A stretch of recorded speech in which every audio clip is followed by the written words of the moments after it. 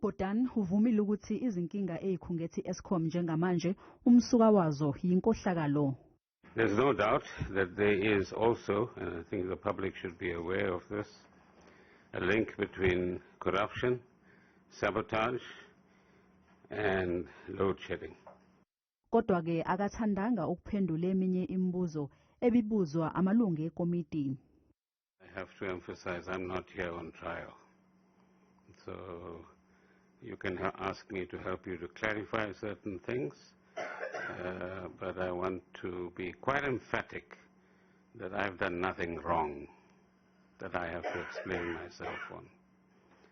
And the culprits who have done something wrong can come here and account for themselves. Uthi indlela ashiya ngayo uNdirector e-Eskom yadicelela phansi isithunzi sakhe inkampani yadumaza nabantu bakuleli. Uthi kumanje bazama ukubuyisa uzinzo e-Eskom nokulungisa umonakalo owenziwa uye udirector.